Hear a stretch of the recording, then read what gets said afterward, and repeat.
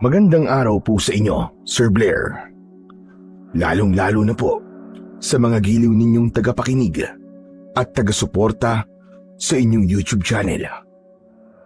Ang kwentong aking ibabahagi ay nangyari taong 1989. Isa po kong mananabas ng damo at dumadayo sa mga karatig baryo para sa aking hanap buhay. Hanggang isang araw ay nakatanggap kami ng alok na trabaho bilang mananabas naman ng tubo. Kasama ang matalik kong kaibigan na si Coco.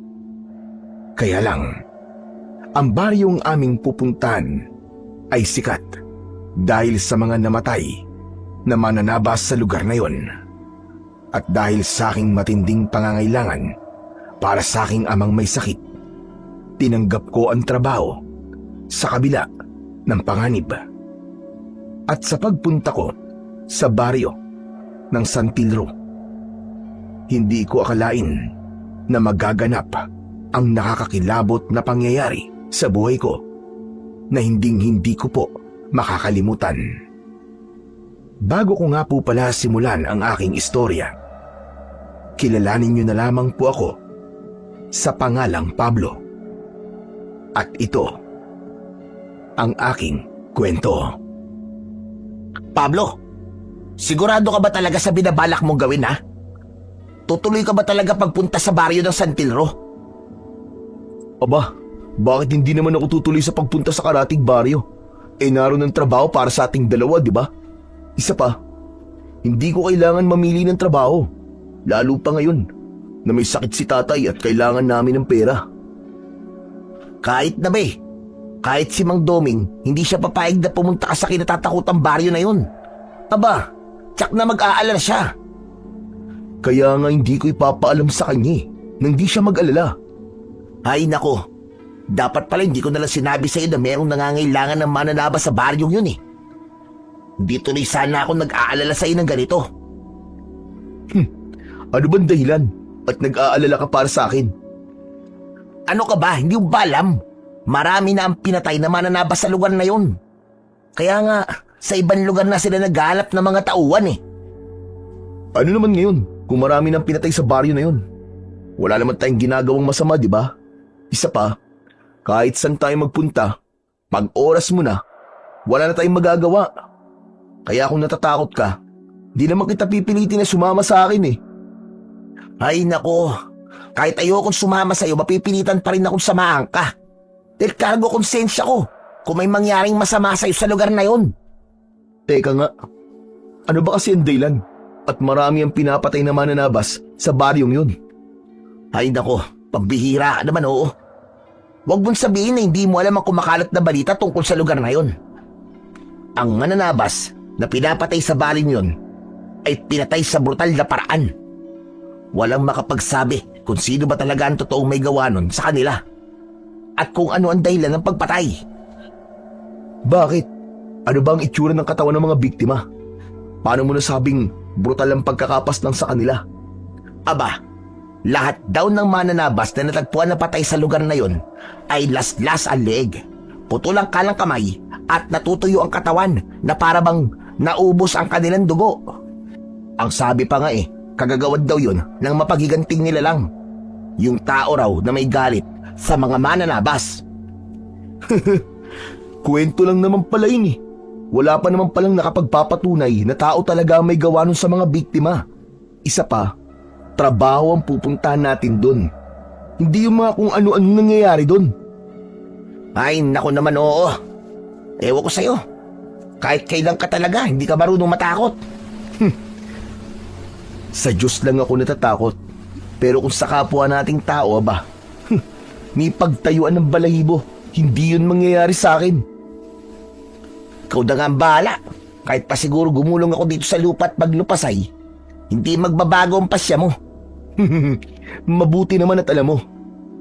Tsaka 3 araw lang naman tayo mananatili sa baryo ng Santilro. Wala ka na rin naman magagawa para baguhin ang pasya ko. Dahil nariyan na ang tricycle na sasakyan natin papunta sa lugar na yon. Kaya halika na, huwag ka na magreklamo. Wala nang nagawa ang kaibigan ko na si Coco kundi ang sumakay sa tricycle papunta sa baryo ng San Pedro. 2 oras na biyahe bago kami nakarating sa kinatatakutang baryo. Pagbaba namin sa paradahan ng mga tricycle, marami kagad ang mga taong nakatingin sa amin na parabang nagtataka kung bakit kami naroroon. Ay nako, pambihira naman oo. Mas lalo kong kinakabahan sa lakad nating to, Pablo eh. Dahil sa uri ng tingin ng mga tao sa atin. Para bang lalamunin tayo ng buhay oh. Idagdag pa ang matalim nilang tingin sa dala nating itak. Ano ka ba naman, Coco? Hindi ka na nasanay? Hindi ba't dati kayong taga rito? Dapat kabisado mo na ang galaw ng mga tao sa baryong to. Dito lang ako isinilang, Pablo. Pero hindi ako dito lumaki. 5 taon ako nang umalis dito. At wala na akong maalala tungkol sa ugali ng mga tao rito. Basta ang alam ko lang, ibang klase silang makatingin. Para bang palagi silang nang aalipusta ng tao. Ikaw lang naman na nag-iisip ng masama sa kanilang tingin eh. Huwag mo silang tignan nang hindi kakabahan. Ang hirap kasi sa'yo, masyado ka nagpapadala sa takot mo. Para kang pranging. Tsaka, mabilis kang naniniwala sa mga kwento ng mga tao. Mas maganda na ikaw mismo makakasaksi sa nangyayari bago mo paniwalaan ang anumang kwento. Ayan ka na naman sa mga salitang ganyan eh. Palibasa hindi ka naniniwala sa mga kumakalat na balita tungkol sa lugar na to. Kaya paisi-isi ka lang. Kagaya nga na sinabi ko sa iyo, Coco, maniniwala lamang ako kung ako mismo makakakita sa katawan ng biktima at sa taong pumatay sa kanila. Ay siya nga pala. Nasa na nga ba ang bahay ni Lolo Osmi mo rito, ha? Ang sabi kasi sa akin ni Tiyugari, nasa dulo raw ng kalsadang ito ang bahay ni Lolo Osmi. Madali raw makilala ang bahay ng matanda dahil marami raw gulong ng sasakyan ang nasa bubungan nun. Sino ba si Lolo Osmi? Siya ang matandang albularyo na may-ari ng pinakamalawak na lupain ng taniman ng tubo at palay dito. Ang sabi, matulungin daw ang matanda sa mga nangangailangan. Kaya hindi raw ito naghangad ng marangyang buhay. Ang gusto lamang ay makatulong sa ibang tao. Pati na sa atin, na mga manggagawa. Kaya pala. Umaapaw ang biyaya sa kanya. Alam mo, bihira kasi ang ganung klase ng tao na iniisip ang kapakanan ng kanyang manggagawa. Teka, bakit ba hindi pa sumama sa atin si Manggari? Susunod daw siya kapag nakuha na raw niya ang pakay niya sa baryo natin.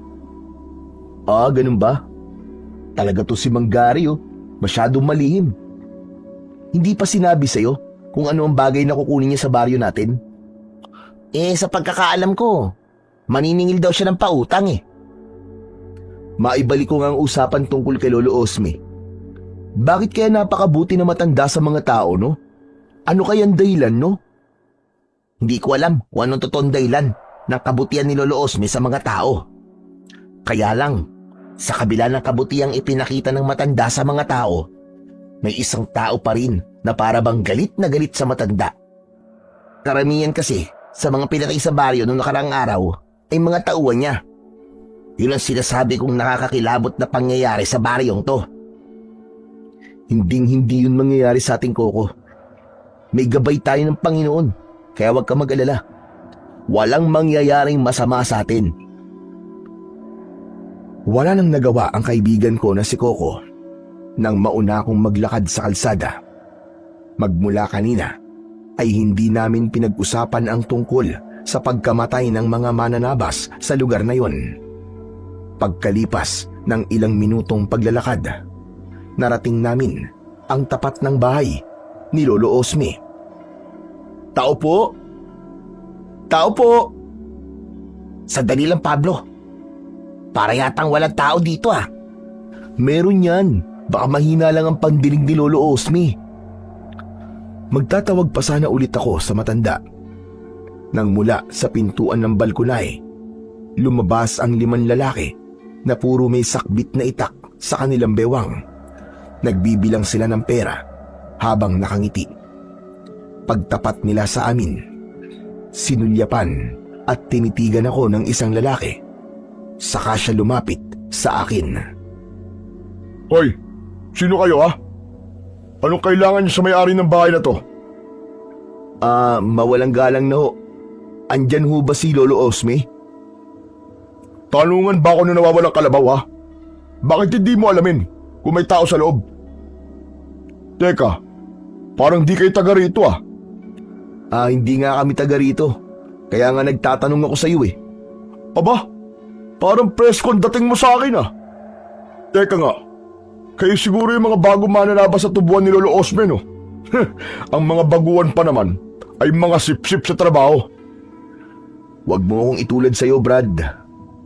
Matagal ka na sa trabaho, pero mukhang sip-sip ka pa rin. Tsaka, kung di ka maayos kausap, mabuti pa yata, sa aso na lang ako magtanong. Baka sakali, makatanggap pa ako ng matinong sagot. Aba, ano sabi mo? Ano palagay mo sa akin? Hindi ako matinong kausap, ha? Teka, sandali lang naman mga tol. Pasensya ka na kaibigan ha. Ganyan lang talaga siya magsalita eh. Sige, papasok na kami sa loob ng bahay ni Lolo Osme. Salamat sa'yo. Hindi pa tayo tapos. Magtutos pa tayo. Hindi magtatagal. Makakasama ka namin sa trabaho. Kaya umayos ka. Maayos naman ako ah. Bago akong paligo, malinis ang damit ko. At hindi ako amoy araw. Abot, talaga ba niloloko mo ko? Hindi kita niloloko. Nagkataon lang na totoo ang sinasabi ko. Maligo ka muna bago ka makipag-usap sa akin. Mukhang hindi maganda ang singaw ng hangin eh. Dahil sa sinabi ko, ay naghalakhakan ang mga kalalakihan na kasama nito. Kaya nalaman ko rin na Rodel ang pangalan ng lalaki. Nang akma sana na itutulak ako ni Rodel, lumabas mula sa pintuan si Lolo Osme.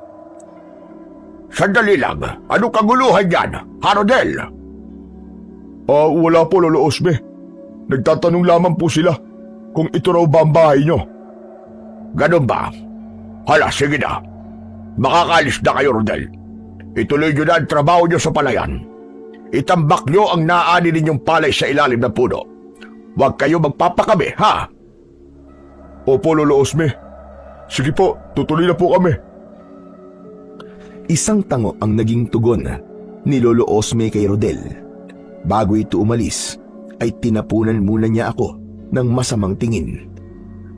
Maya-maya pa ay lumapit sa amin si Lolo Osme. Mga iyo, ano ba ang kailangan nyo sa akin? Lolo Osme, ako po yung pamangkin ni Gary. Siya po ang nagsabi na naghahanap raw po kayo ng mananabas sa inyong tubuan. Ay, kami po ang kanyang pinadala eh. Ako po si Coco. At siya naman po ang kaibigan ko si Pablo. Ikaw na ba ang pamangkin ni Gary? Abay, binata ka na pala. Teka, mabilis ba kayo magtabas? Opo. Yun din po kasi ang hanap buhay namin sa baryo namin eh. Abay, tama-tama. Maaga ninyong matatapos ang trabaho. Teka, sandali lang. Hindi naman siguro lingid sa inyo ang kwento tungkol sa mga mananabas na pinatay sa baryo namin.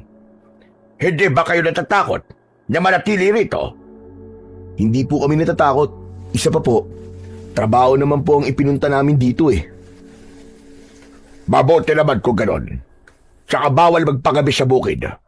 Kaya kailangan mabilis ang kilos para marami ang natatrabaho.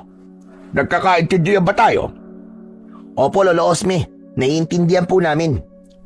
Bueno, pumasok muna kayo sa loob ng bahay ko para mapag-usapan natin ang magiging trabaho ninyo.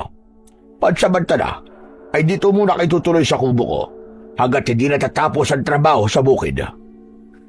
Mawalang galang na po, Lolo Osme. Hanggang ngayon po ba, wala pa rin natutukoy ang mga pulis dun po sa taong pumatay sa mga mananabas ninyo? Sa kasamaang palad, hanggang ngayon wala pa rin balita tungkol sa totoo sa larin. Walang iniiwan na bakas ang mamamatay taong yun dahil wala siyang itinitirang buhay sa lahat na kanyang nagiging biktima.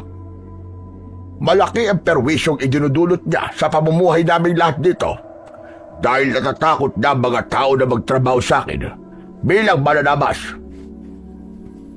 Kahit nga po kami, Nag-aalala rin po sa kaligtasan namin, Lolo Osme. Kundi lang po kailangan ni Pablo ng pera para sa gamot ng tatay niya, aba, hindi po kami magtatrabaho dito. Isang malalim na buntong hininga ang pinakawalan ni Lolo Osme nang pumasok kami sa bahay niya. Pagkatapos ay naupo kami sa bangko na gawa sa kawayan at hinintay ang iba pang sasabihin ng matanda. Ang kwartong yun sa tapat ng kusina. Yun ang pansamantala ninyong magiging kwarto habang narito kayo sa baryo namin. Hala, sige na. Magpahinga na muna kayo at bukas na lamang natin pag-usapan ang magiging trabaho ninyo sa bukid. Salamat po, Lolo Osme. Ako dapat na magpasalamat sa inyong dalawa. Dahil kahit mapaganib ang baryong ito, ay hindi kayo natakot na pumunta rito. Sa gagawin niyo na to, marami akong matutulungan na naghihirap sa buhay at walang kakayahang magtrabaho para sa kanilang pamilya. Paano naman po? Kung hindi naman talaga nakakatulong ang ginagawa nyo at sa halip, tinuturuan nyo lamang po sila na maging tamad. Sila ang makikinabang sa kanilang katamaran, Koko. Dahil ako, tumutulong lamang ako sa kanila at pinipili ko lamang din ang tinutulungan ko. Ang nakakalungkot lamang, sa kabila ng kabaitan at pagtulong ko sa kanila, nakukuha pa nila akong pagnakawan. Grabe, ang tao nga naman. Ginagawan mo na ng kabutihan, gagawan ka pa ng masama. Ano pong ginagawa nyo sa tao pong magnanakaw, Lolo Osme? Pinarurusahan nyo po ba? Tumawa ang matanda. Saka siya tumingin sa aming dalawa ni Coco. Itinuro niya ang kanyang daliri sa itaas. Diyos ang sinasamba natin, hindi demonyo. Diyos ang nagbibigay ng parusa, hindi tayo mga tao. Ang pera gawa ng tao, pinagmumula ng kasamaan. Habang ang mga pagkain na ipinamimigay ko, galing mismo sa itaas.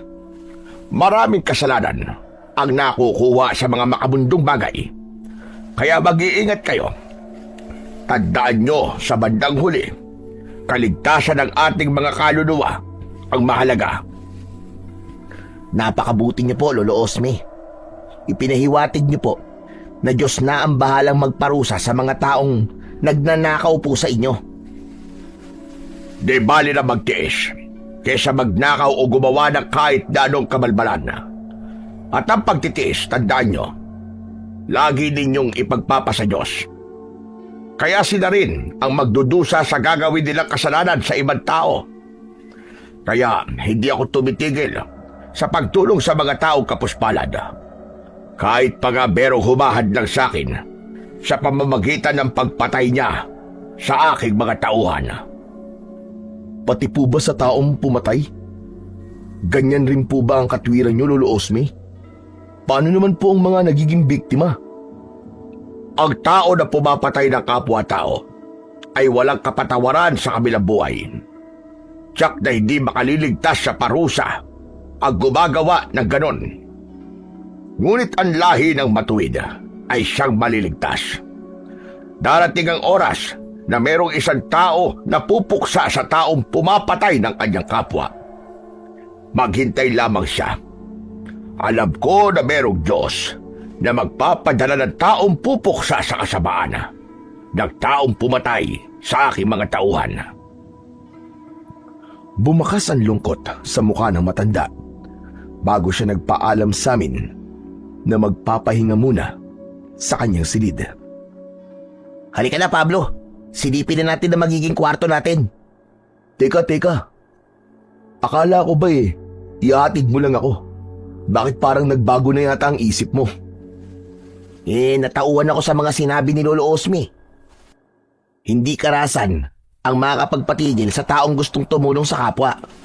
Walang makakadlang sa paggawa ng kabutihan sa kapwa.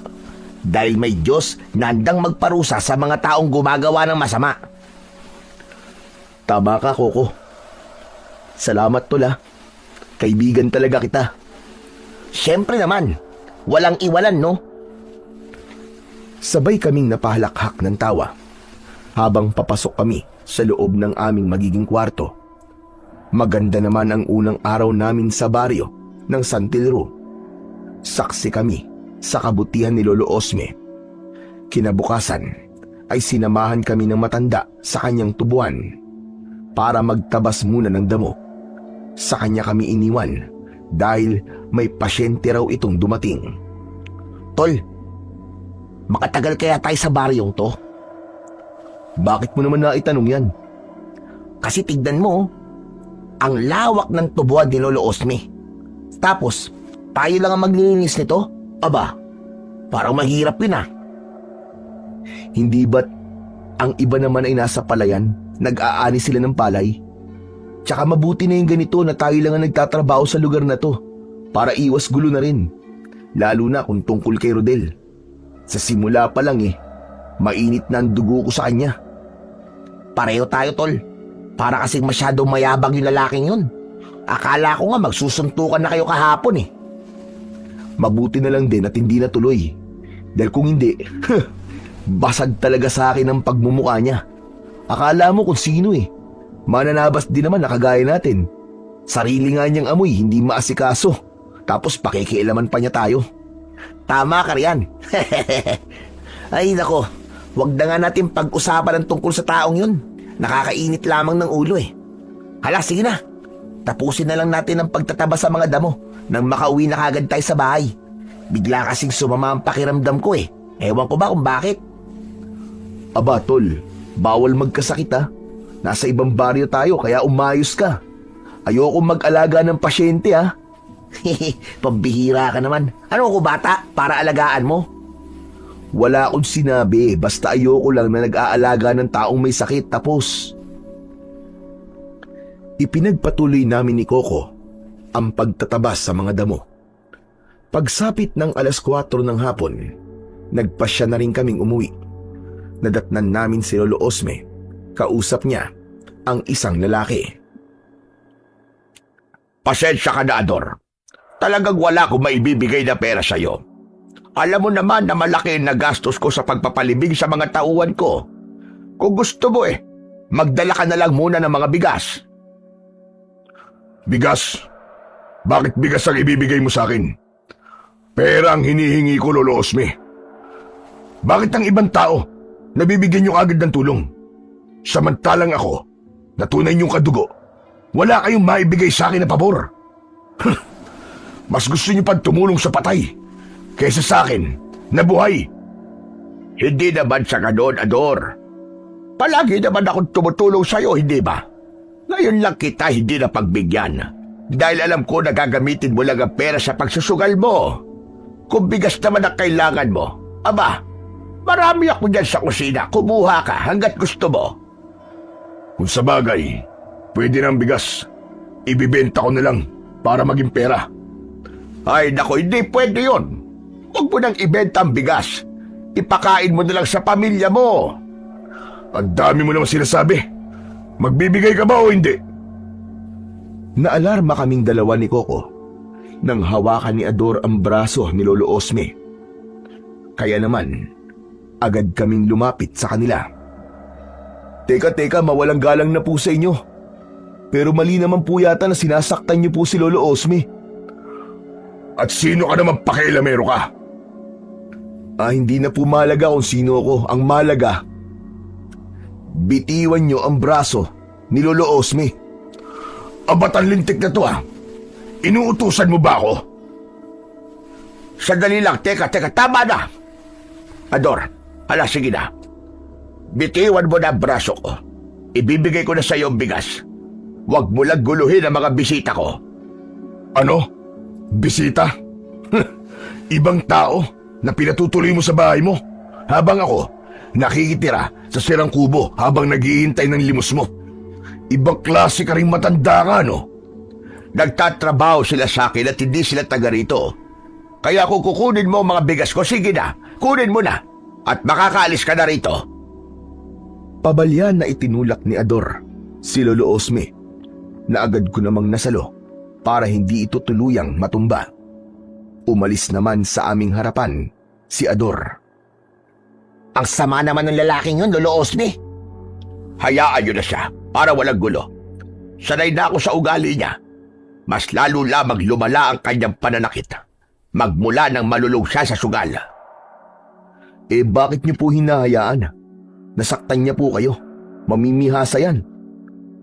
Wala naman ako magagawa. Pamilya ko siya. Ano? Siguro siya po ang tinutukoy nyo kahapon na magnanakaw, no? Tumango si Lolo Osme bilang pagsang-ayon sa tanong ni Coco. Maya-maya pa ay inalalayan namin siyang umupo.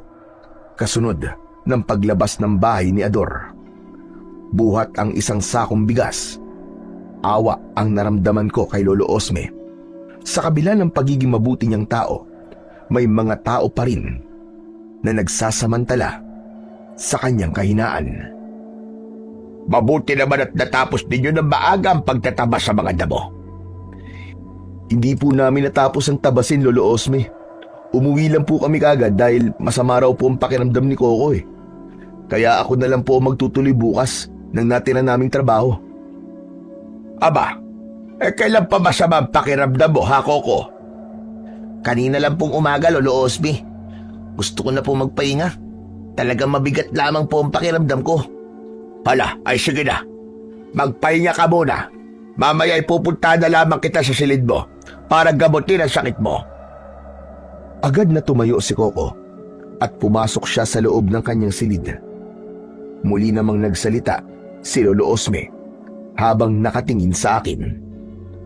Ikaw naman, Pablo, magpahinga ka na rin at bukas ay maaga ka pang aalis. Mamaya na po ako magpapahinga. Maghahasa pa po ako ng itak eh. Patingin nga ako ng itak mo.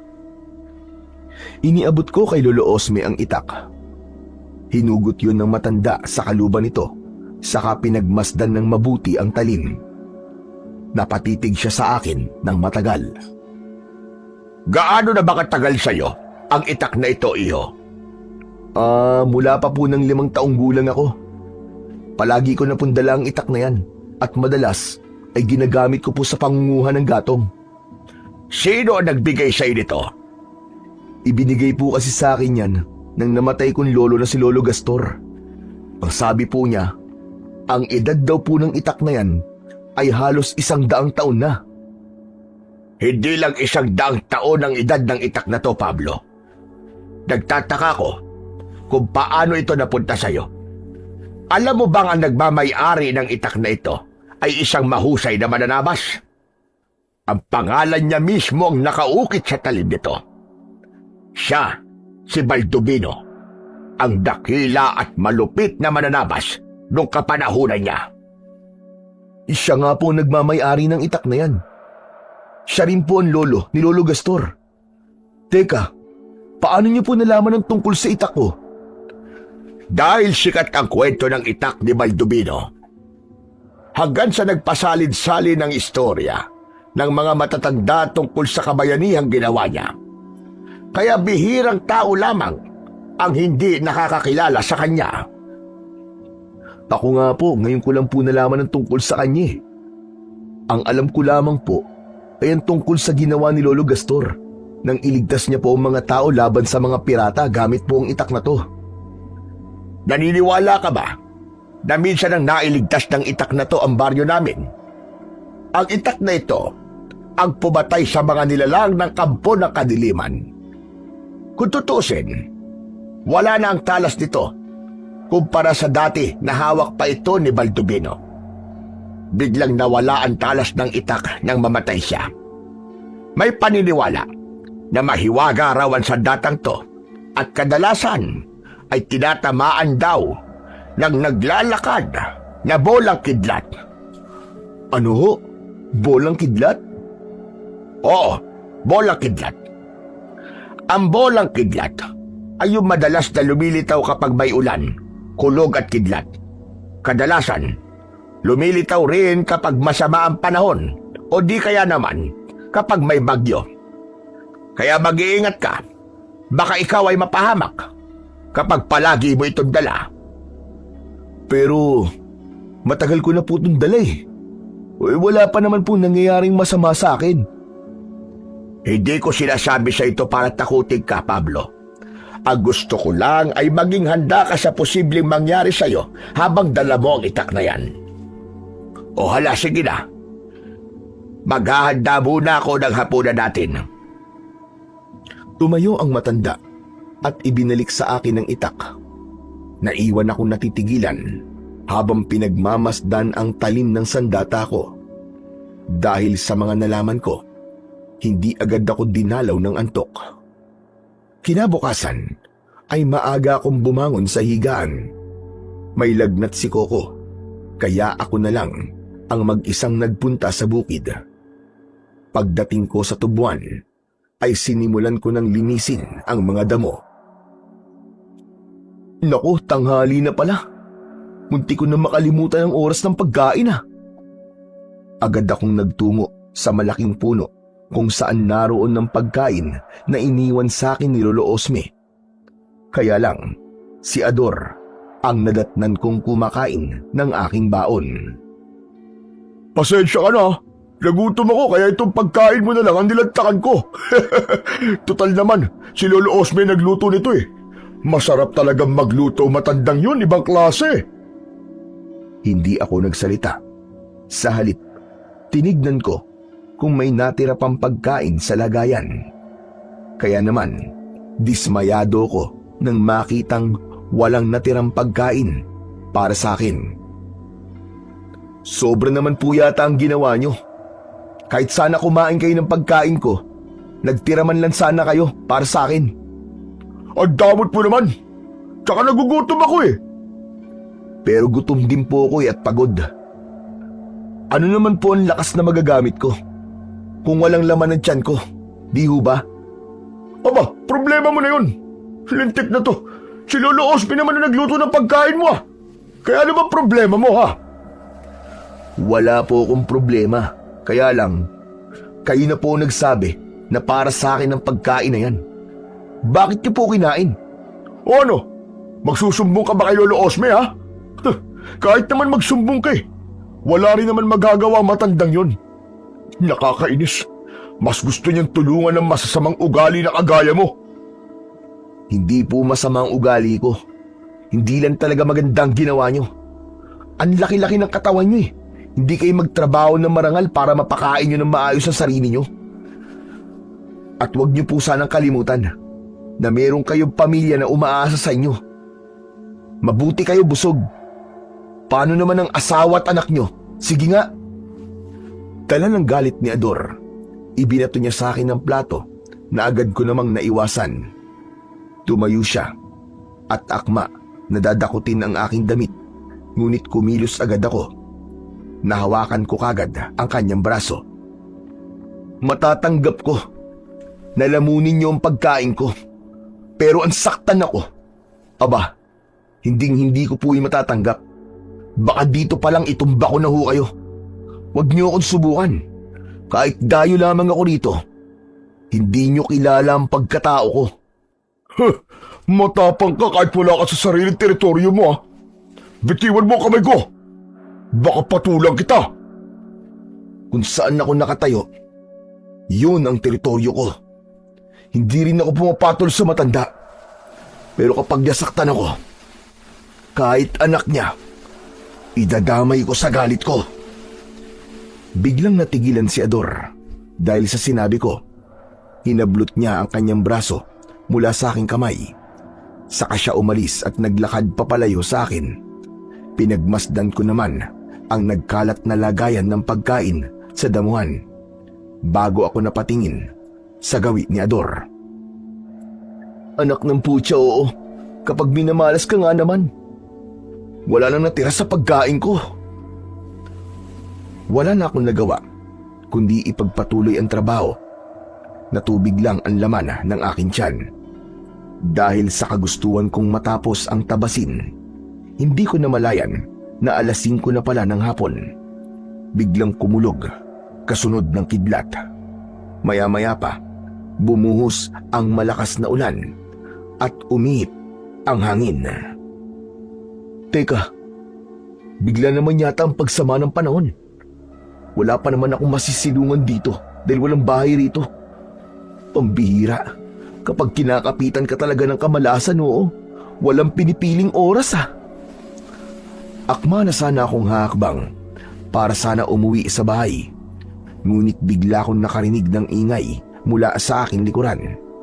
Sa paglingon ko, ganun na lamang ang panlalaki ng aking mga mata nang makita ko ang hugis bola na kuryente. Nakakasilaw ang liwanag at naglilikha ng tunog na parabang nasusunog. Bawat daanan nito ay agad na nagliliyab at nasusunog. Mabilis akong tumakbo para makalayo sa bagay na yon. Diyos ko! Sinusundan ako ng bolang kuryente! Nanginginig ang tuhod ko habang mabilis ang takbo. Ngunit humarang ito sa aking harapan. Kaya naman natigilan ako.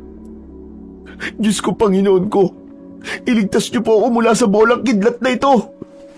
Saka ko lang naalala ang tungkol sa aking itak. Hindi kaya ang hinahabol sa akin ng bolang kidlat ay ang itak na to? Wala na akong pagpipilian. Kailangan kong itapon ang itak. Ngunit nabitin ang aking kamay sa ere dahil tinamaan na ako sa katawan ng bolang kidlat. Naramdaman ko ang init at pagkapaso ng aking balat. Sa sobrang lakas ng kidlat, tumalsik ako at bumalandra sa katawan ng puno. Tulong! Tulungan niyo po ako! Gumapang ako sa damuhan, kaya napansin kong nagkulay itim ang talim ng aking itak dahil sa sunog. Nasunog din ang aking damit, kaya nararamdaman ko ang pagkuskus ng damo sa aking hubad na katawan. Sobrang sakit ng paso sa aking balat, ngunit namula lamang yon. Ang ipinagtataka ko lang, buhay pa ako ng mga sandaling yon. Pambihira, damit ko lang ang nasunog. Ano bang nangyayari sa akin? Anong klaseng kababalaghan to? Pinilit kong tumayo at pinagmasdan ang aking mga kamay. Inilinga ko ang aking paningin sa paligid dahil baka may ibang tao na nakakita sa akin. Ngunit sa sobrang lakas ng ulan, malabong may tao pa na nagtatrabaho sa tubuan. Idagdag pa ang madilim na paligid. Paano ako makakauwi? Hindi ako pwedeng makita ni Lolo Osme sa ganitong itsura. Ano ba kasing nangyayari sa akin? Hindi kaya ito na ang sinasabi ni Lolo Osme? Hindi kaya ganito rin na nangyari kay Lolo Baldubino bago siya naging malakas na mananabas? Litong-lito ako ng mga sandaling yon. Ngunit nagpasya kong maghanap ng malapad na dahon na maaari kong maipantaklob sa aking katawan. Nang makahanap ako ng mga dahon, narinig ko naman ang malakas na sigaw mula sa taong may dalang ilaw na gasera. Pablo! Pablo, nasaan ka iyo? Sumagot ka! Pablo! Hala, anong gagawin ko? Hindi ako pwedeng makita ni Lolo Osme sa ganitong kalagayan. Kailangan kong humanap ng mapagtataguan. Tama, dito muna ako sa likod ng puno magtatago. Nasaan na kaya ang batang yon? Diyos ko, ang lakas pa naman ng ulan at malapit nang tumaas ang tubig sa tulay. Baka kung ano na nangyari sa kanya. Mula sa aking pinagkukublian ay narinig ko ang pag-aalala na yon ni Lolo Osme. Pablo! Nasaan ka ba? Pablo! Sigaw ng matanda habang inaaninag niya ang daan gamit ang gasera. Maya-maya pa ay nagpasya na ang matanda na umalis sa lugar na yon. Tahimik naman akong sumunod sa kanya, pabalik sa bahay.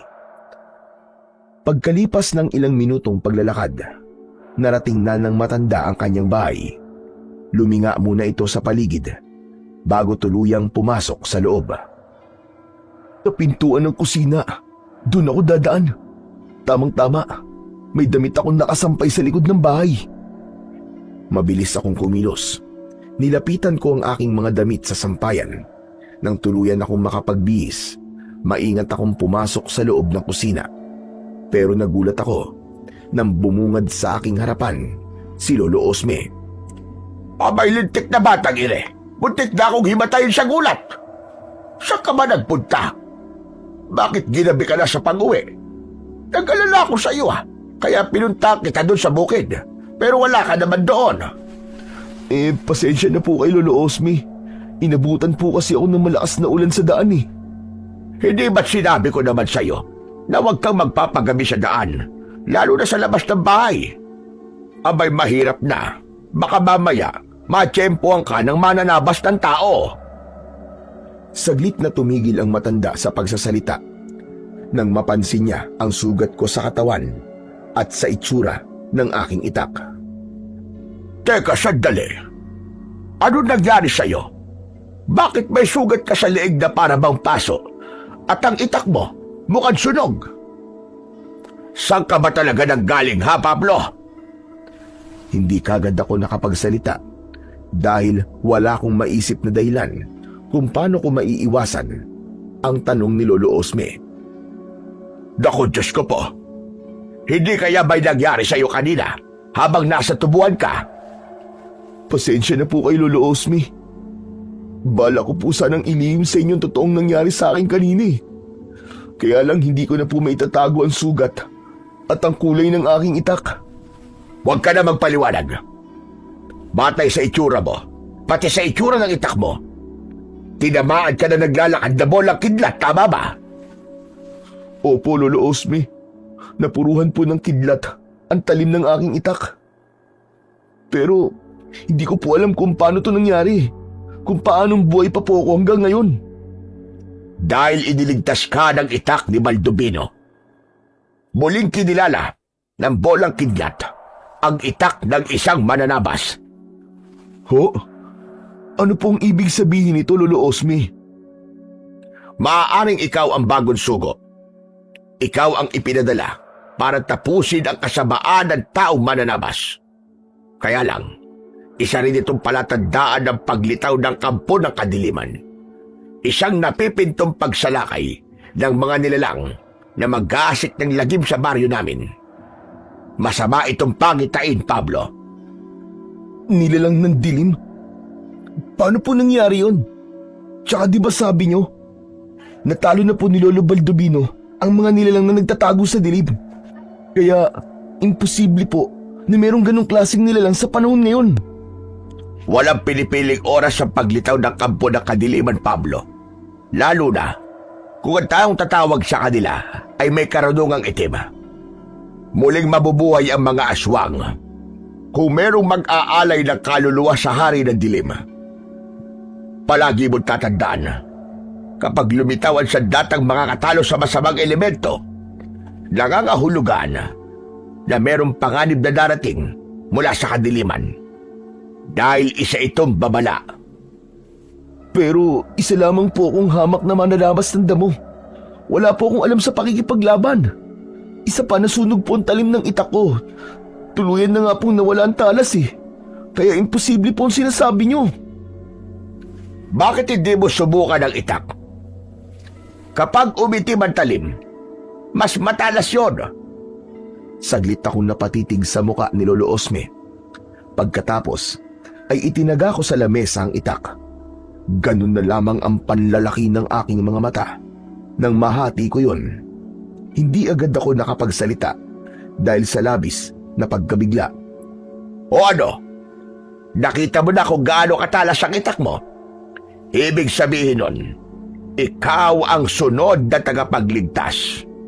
Masaya ako dahil alam ko na narito na ang bago naming tagapagligtas. Nagtataglay ka na ngayon ng kapangyarihan ng bolang kidlat na siyang magagamit mo laban sa mga masasamang nilalang. Mapipigilan mo na ang kasamaan sa pamamagitan ng makapangyarihan mong sandata. Teka ho, Lolo Osme. Ipapaalam ko po ba kay Coco ang tungkol sa kapangyarihan kong ito? Walang sino man ang dapat makaalam tungkol sa kapangyarihan mo, Pablo. Dahil kung hindi, manganganib ang buhay mo. Bihira lang ang tao na nagtataglay ng ganyang kapangyarihan. Kaya mo na ring magpailaw ng bombilya gamit lamang ang kamay mo.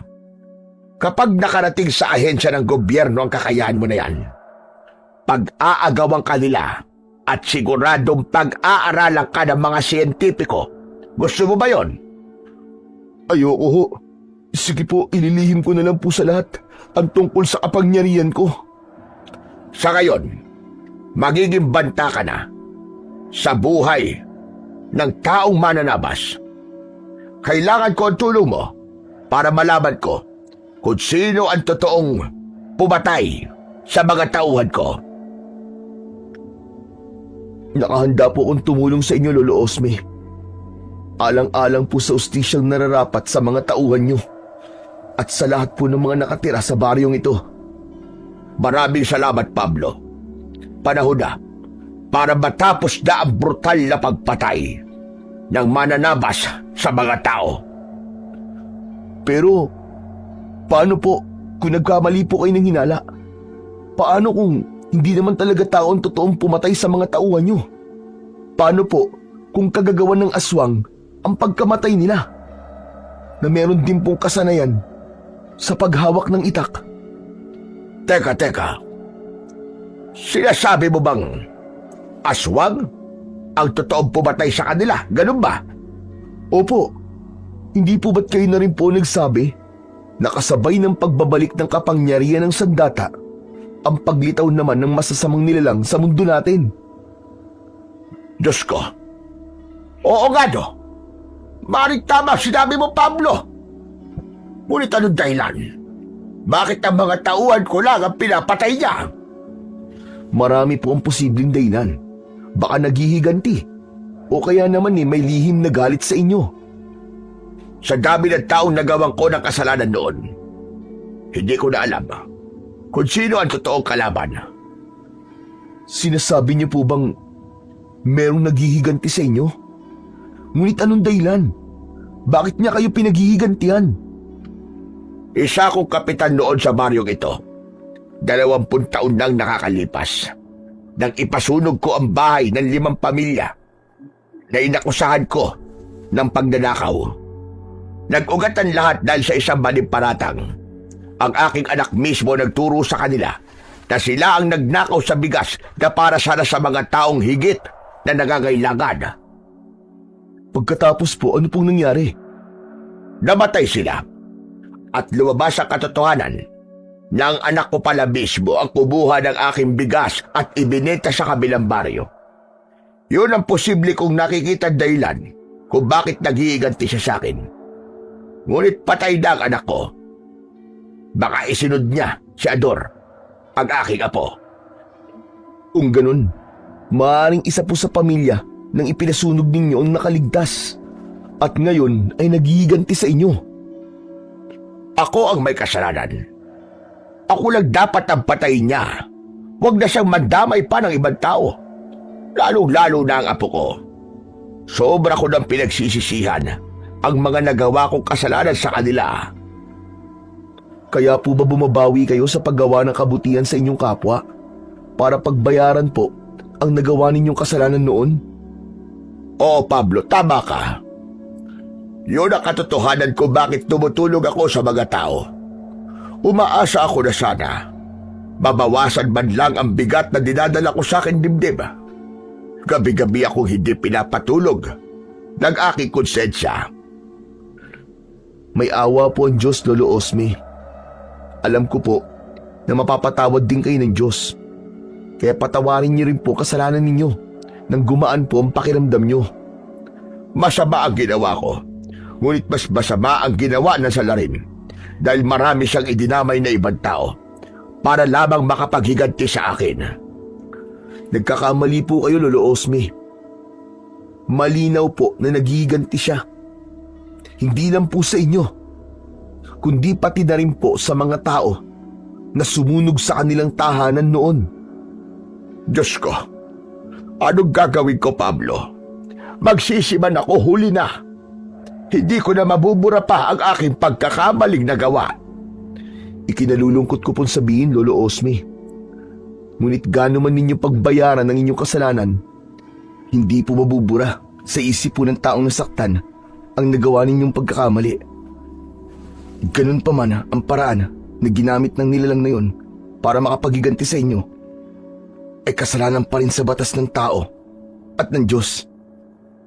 Isang malalim na buntong hininga ang narinig mula kay Lolo Osme bago siya pumasok sa kanyang silid. Kinabukasan ay nagulat ako sa malakas na sigaw ni Rodel kasama ang 4 niyang kaibigan. Lolo Osme! Lolo Osme! Lumabas po kayo! Ang mga tanim nyo para pong may sumunog! Sabay kaming 3 ni na Lolo Osme at Coco sa paglabas ng bahay para harapin ang humahangos na si Rodel. Teka, anong ibig mo sabihin na nasunog ang aking mga tanim? Halos kalahati po sa inyong pananim ang nasunog. At ang nakakakilabot to, 2 bangkay ng lalaki ang natagpuan ng mga pulis sa bukid nyo. Halip po kayo, tignan niyo po ang nangyari sa kanila. Teka, sandali lang po, Lolo Osme. Sasama po kami sa inyo. Ako rin po, Lolo Osme. Sasama rin po ako sa inyo. Hala, sige na. Tayo na. Bilisan niyo, Lolo Osme. Tara na po. Kaya naman, mas lalo kaming nagmadali sa pagpunta sa bukid ni Lolo Osme. Pagdating namin doon, ay marami na ang mga taong nakikiusyoso sa mga bangkay. Lahat sila ay bakas sa mukha ang takot. Nandun din si Ador, habang kausap ng mga pulis. Mabagin langit. Sobra naman ang brutal na pagpatay kina Leon at Arnel. Hindi na ito makatao. Ang hindi rito makatao ay ang bukid nyo, Lolo Osme. May dalang kamalasan ng taniman nyo. Pinamamahayan ng salot. Walang salot at walang malas sa mga pananim ko. Ang bibig mo ang totoong salot. Dahil kung ano-ano lumalabas dyan sa bunganga mo. Marami nang natatakot na magtrabaho sa inyo dahil sa misteryosong pagpatay sa lahat ng mga mananabas ninyo. At natitiyak kong isusunod nila ang 2 mong kasama, Lolo Osme. Kinilabutan ako nang ituro kami ni Ador. Kaya naman, nagalit si Lolo Osme. Walang mangyayaring masama kina Pablo at Coco. Ang taong pumatay sa mga biktima, siya ang dapat na mag-alala. Dahil nalalapit na ang kanyang katapusan. At kung hindi ka magbabago, Ador, hindi malabong mangyari na ikaw naman ang hahandusay sa damuhan na yan. Hindi rin yun mangyayari sa akin. Dahil hindi naman ako mananabas eh. Tsaka bilib din naman ako sa inyo, ano? Sa kabila ng nakakakilabot na nangyayari sa taniman nyo, aba, may mukha pa kayong iniharap sa mga pamilya ng namatayan. Bakit hindi ko haharapin ang pamilya ng mga namatay? Hindi naman ako ang pumatay sa kanila. Parang ikaw na rin ang pumatay sa kanila. Kaya dapat magsisi ka ng matanda ka. Malapit na ang katapusan mo. Ador, huwag ka magsalita ng ganyan kay Lolo Osme. Baka nakakalimutan mo. May kasalanan din ang tatay mo. Kaya huwag kang magmalinis. Anong sabi mo? Alam ko na ang totoong nangyari sa pamilya ninyo. Ang hindi ko lang maintindihan kung bakit ka nagkakaganyan. Imbis na gumawa ka ng kabutihan para pagbayaran ng nagawang kasalanan ng tatay mo, dinadagdagan mo pang paghihirap ng kalooban ni Lolo Osme.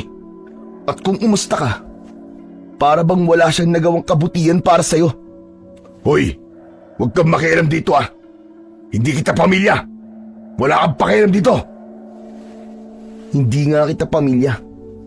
Hindi ko rin kadugo si Lolo Osme. Pero mas may malasakit pa ako sa kanya kaysa sa'yo na totoo niyang kapamilya. Tama na, Pablo. Huwag mo nang patulan niyang si Ador. Dahil inawat ako ni Lolo Osme, pinagmasdan ko na lamang ang bangkay ng 2 lalaki.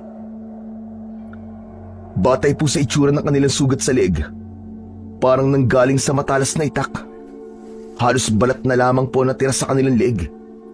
At kapansin-pansin po ang pagkatuyo ng kanilang dugo. Meron din po silang pasa sa katawan. At ito pa, malayo rin ang talsik ng kanilang kamay habang tangan pa rin ang kanilang itak. Maaring pinutol muna ang kamay bago sila nilaslasan ang leeg. Lolo Osme, nakakapag-alala na po ang nangyayari sa baryo natin ah. Dapat siguro itigil na muna ninyo ang pagpapaani ng palay. Pati na ang pagtatabas ng mga damo. Kung ititigil ko ba ngayon, paano na tayo? Paano mga taong umaasa sa akin? Pero Lolo Osme, marami pa po ang buhay na maaaring mawala kapag hindi nyo itinigil ang pagpapatrabaho sa inyong bukid. Teka, sandali lang. Ano naman ang kaugnayan ng sinasabi mo sa problema ng baryo nyo, Rodel? Huwag kang sakim. Isipin mong kaligtasan ng manggagawa. Malino na pahiwatig ito ng salarin na itigil na ni Lolo Osme ang pagpapatakbo sa kanyang asokarera at palayan. Malinaw na pagbabanta ang nangyayaring ito. Kahit na anong mangyari, hindi ako natatakot. Hindi ko ititigil ang pagpapatrabaho ko. Kung kinakailangan na ako ang magtabas ng aking mga pananim, ay gagawin ko. Huwag lang matigil ang hanap buhay ko. Paano na ang mga taong umaasa sa akin? Kayo po ang bahala. Ang sa akin lang naman ay paalala para maiwasan ang ganitong pangyayari. Salamat sa paalala mo, Rodel. Pero tutulungan ako ni Pablo. Hindi kita pipilitin na magtrabaho sa akin. Basta si Pablo, handa siyang magtrabaho sa akin. Hindi ko po alam na madali na palang nabilog ni Pablo ang ulo nyo, Lolo Osme. At nagpadala kayo sa kanyang pagiging sipsip. Hindi ako sipsip. Hindi lang ako duwag na katulad mo. At dapat sa inyo na kaibigan mo, bumalik na sa baryo nyo. Dahil kapag napahamak kayo sa baryo namin, malaking pananagutan pa yun. Sisiguraduhin ko sa'yo na hindi kami mapapahamak dito. Lalaban ako sa taong pumapatay sa mga biktima. At sisiguraduhin ko na hindi ang bangkay ko ang bubulagta sa baryong to, kundi ang katawan ng mananabas na yun. Hindi ka lang pala sipsip ano? Mayabang ka rin pala. Rodel, pwede ba? Tama na. Lahat na lamang ng nagiging trabahador ko inaaway mo. Pareho ko naman kayong tauhan. Hala, sige na Pablo. Umuwi na tayo.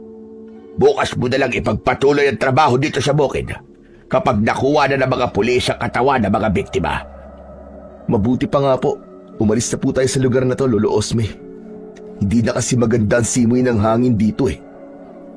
Sumunod ako kay Lolo Osme. Si Coco naman ay kanina ko pa napapansin na walang kibo. Kaya kinausap ko siya habang naglalakad kami. Bakit ang tahimik mo yata ngayon ha? Masama pa rin ba ang pakiramdam mo ha, Coco? Hindi na masama ang pakiramdam ko, Tol.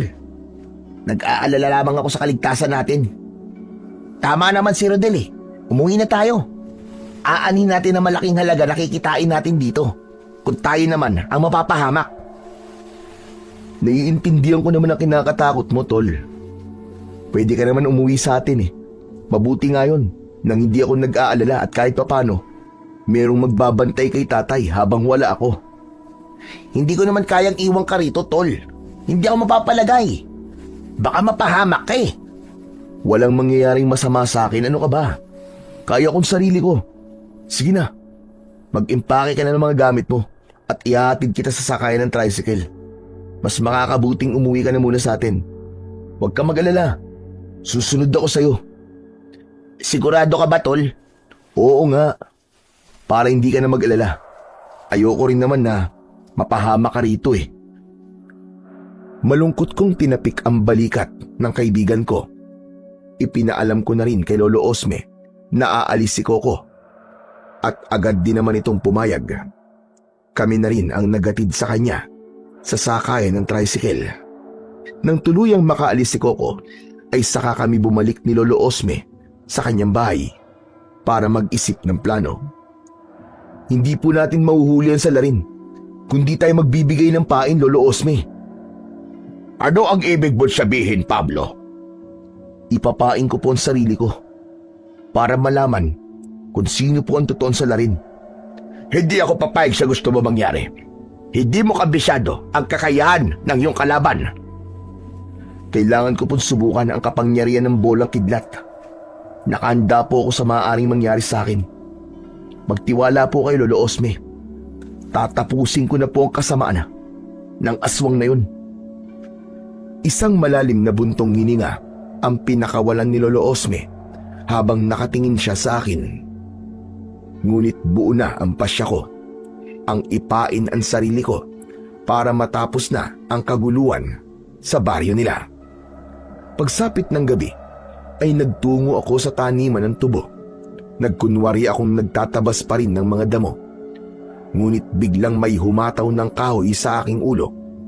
Naramdaman ko ang hilo, ngunit malinaw kong naririnig ang boses ni Rodel. Sige, dalhin yung sip-sip na yan sa kakahuyan. Doon sa dating tambayan, nang makita niya ang hinahanap niya. Teka, anong gagawin niyo sa akin? Anong gagawin? Simple lang. Pahihirapan kita para kusa ka nang umalis sa baryo namin. Akala mo ba hindi ko alam na balak mo kung agawan ng trabaho kay Lolo Osme, ha? Kung ganun, ikaw ang pumatay sa mga tauhan niya. Ano ko, si Raulo? Siyempre hindi akong pumatay sa kanila, no? Tinakot ko lamang sila. Pagkatapos, ay iniiwan namin sa kakahuyan. Kinabukasan, nababalitaan na lang namin na patay na sila. Salamat sa taong pumatay sa kanila dahil inaalis niya ang lahat ng mga sagabal sa trabaho ko. Teka, akin na nga ang itak mo. Baka makalaban ka pa eh. Mabulilyaso pa ang plano ko. Pakawalan niyo ako, mga hayop kayo. Saan niyo ba ako dadalhin? Magsisisi kayo sa gagawin niyo sa akin. Bakit naman ako magsisisi? Matagal na namin ginagawa to. Hala, sige na mga bata. Bugbugin nyo na yan. Lumpuin nyo. Bilisan nyo. At baka mamaya ay may makakita sa atin dito. Dahil sa nararamdaman kong pananakit ng aking ulo, hindi ako makalaban sa kanila. Kaya naman, lahat ng sipa at suntok nila ay sinalo ko. Maya-maya pa ay bigla kaming nakarinig ng kaluskos sa paligid. Kaya naman, pansamantala silang tumigil at inilinga nila ang kanilang paningin sa madilim na bahagi ng kakahuyan. Hala, anong ingay yun? Bakit parang may ibang tao sa lugar na to? Hoy, ikaw Pablo, may kasama ka ba rito, ha? Wala akong ibang kasama rito. Pero malamang ang ingay na naririnig nyo ay ang isang nilalang na totoong pumapatay sa mga tao. Tinatakot mo ba ako? Hindi kita tinatakot. Pero masasabi kong kabahan ka na dahil natitiyak ko na ikaw na ang mamamatay ngayong gabi. Dahil sa sinabi ko, pinagtulungan nila akong sipain sa tagiliran. Ngunit biglang umihip ang malakas na hangin at sa isang iglap, nakita kong tumalsik ang kamay ni Rodel, pati na ang kamay ng kanyang mga kasamaan. Umalingaw-ngaw ang sigaw nila dahil sa labis na sakit. Napaluhod sa lupa si Rodel habang umiiyak. Aray! Sakit! Ito! Sino ang hayop na pumutol sa kamay ko? Magpakita ka! Inilinga ko ang aking paningin sa paligid habang hinahanap ang nilalang na may gawa sa kamay ng 5 lalaki. Inaninaw ko ang aking itak na nakalapag sa lupa. Kahit masakit ang aking katawan, ay bumangon ako at dinampot ko yun. Saka ko itinutok ang talim sa paligid. Sino ka? Magpakita ka! Huwag kang duwag! Harapin mo ako! Dahil sa ingay ni Rodel at ng mga kasama niya, hindi ko namalayan kung paano nilaslas ng nilalang ang leeg ng mga kaibigan ni Rodel. Nanlaki ang aking mga mata nang tumambad sa aking paningin ang isang nilalang na mukhang bangkay. Dinilaan ito ang talim na mayroong bahid ng dugo. Mahaba ang kanyang leeg na nanlilisik pa ang kanyang mga mata. Habang tangan niya ang kumikislap na itak, itinutok niya yon sa leeg ni Rodel. Wag! Wag mo siya sasaktan! Anong klaseng nilalang ka? Para kang kidlat kung kumilos at tumatake, ah! Huwag mo nang alamin kung anong klaseng nilalang ako. Pagbalaga, masisip-sip ko na ang dugo ng hayop na ito. Wag! Wala siyang kasalanan! Hindi ba't ito naman ang nararapat para sa mga kagaya nilang naiinggit sa kanilang katrabaho at sip-sip sa kanilang amo? Marami na silang pinahirapan. Kaya nararapat lamang sa kanila na tulad na kagaya ng paghatol ng mga tao sa pamilya ko. Sandali! Huwag mo siyang papatayin. Wala siyang kinalaman sa ginawa ni Lolo Osme sa pamilya mo. Meron. Dahil taga rito siya. Walang makakapigil sa akin. Kaya panoorin mo kung paano ko siya papatayin at pupugutan ng ulo sa harapan mo. Nanlaki ang aking mga mata nang mula sa aking harapan, pinugutan ng aswang si Rodel. Wag! Dala ng bugso ng aking damdamin, agad ko siyang inatake ng aking itak.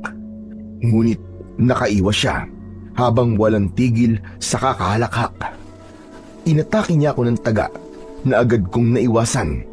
Kaya naman tumigil ito at sinuri ang aking sandata. Parang may kakaiba sa'yo. Walang sino ba nang nakakailang sa aking pag-atake.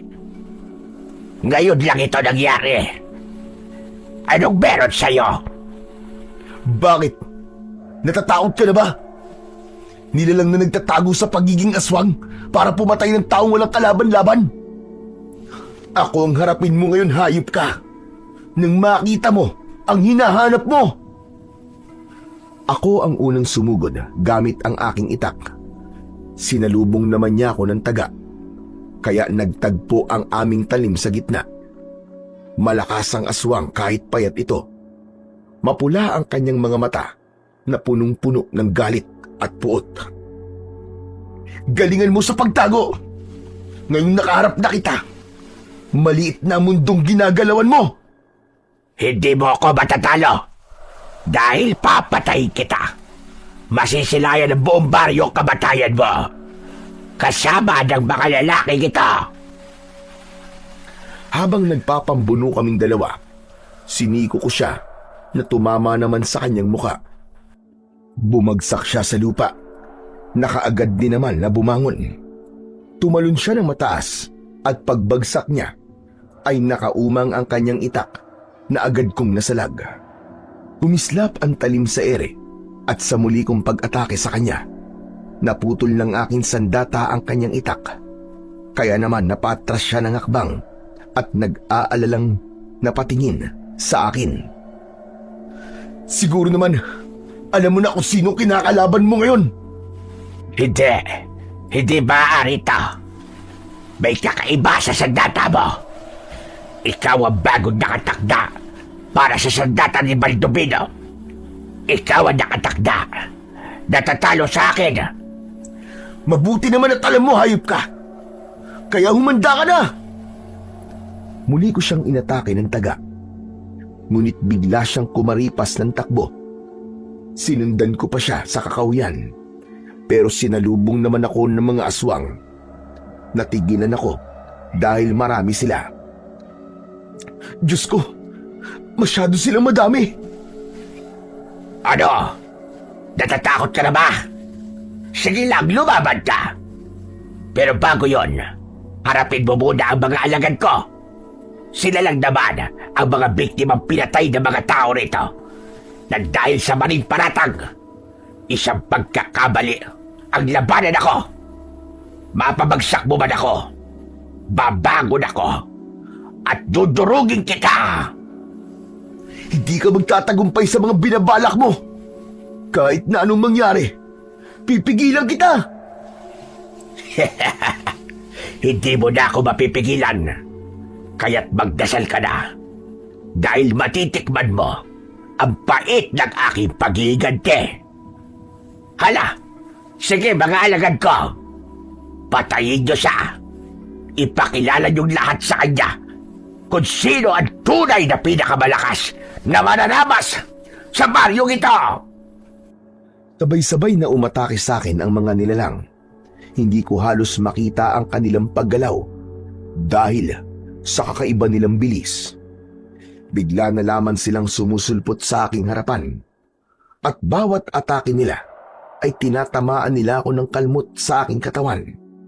Masakit at parabang pinupunit ang aking laman. Ano? Lumaban ka? Nasaan ang tapang mo? Ipakita mo sa mga alagad ko! Dahil sa nararamdaman kong panghihina, itinukod ko ang aking sandata sa lupa at inipon ko ang aking lakas. Lumitaw ang malakas na liwanag mula sa talim ng aking itak. Anong ibig sabihin? Nagliwanag sa sandata mo? Ang ibig sabihin nito, kamatayan para sa mga alagad mo! Tuluyan na akong umatake ng taga sa mga kalaban. Bawat tamaan ng aking sandata, agad silang nasusunog na para bang kinukuryente. Hanggang sa maabo ang kanilang katawan. Idagdag pa ang malakas na enerhiyang gumagapang sa aking braso at bilis na para bang kidlat. Atras! Umatras kayong lahat! Hindi nyo siya kaya!